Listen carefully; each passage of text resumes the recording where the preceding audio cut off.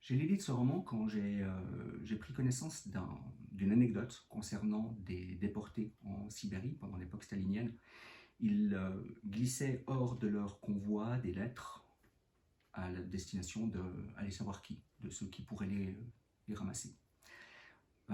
J'ai trouvé ça vraiment poignant comme récit, vraiment troublant. Et c'est ce qui m'a donné donc la base de l'aiguilleur. L'aiguilleur s'appelle Vassili.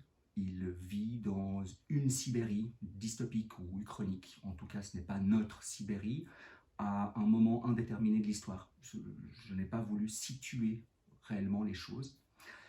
Et il s'y occupe d'un aiguillage, donc, sur une voie de chemin de fer qui mène à l'autre bout du monde.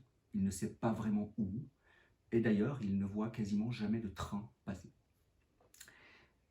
Il y a bien sûr un parti politique unique, soviétique, mais dont il n'a que les rumeurs. Il ne le connaît pas, il n'est pas en lien avec lui en fait, hormis à de rares occasions généralement désagréables.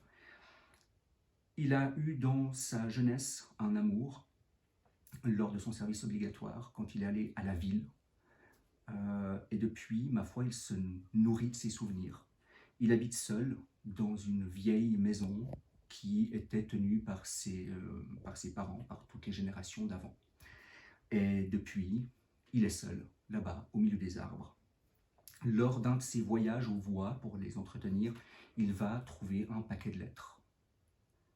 Et c'est ça qui va venir semer le trouble dans son existence extrêmement monotone. J'ai voulu écrire un roman silencieux et si possible en noir et blanc.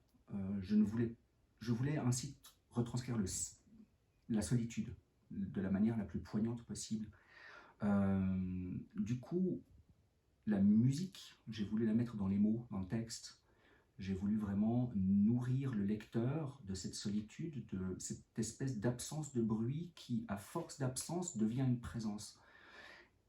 De la même manière pour les couleurs, en fin de compte. Je crois que j'ai esquissé des couleurs sans nécessairement les mettre dans le texte. Elles vont naître dans la tête du lecteur.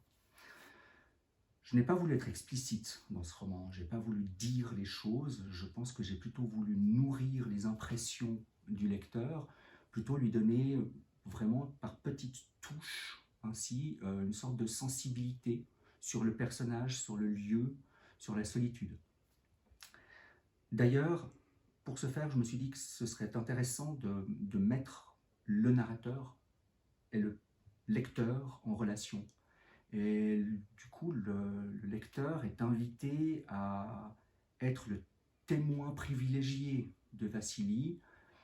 Je n'ai pas voulu m'amuser à avoir des choses trop techniques, à avoir une caméra fixe ou une caméra qui ne bouge pas. J'ai voulu un peu brouiller les pistes pour que le lecteur souvent soit happé dans le récit. J'espère donc que ce texte de solitude pourra vous toucher. Et je vous souhaite donc une très bonne lecture.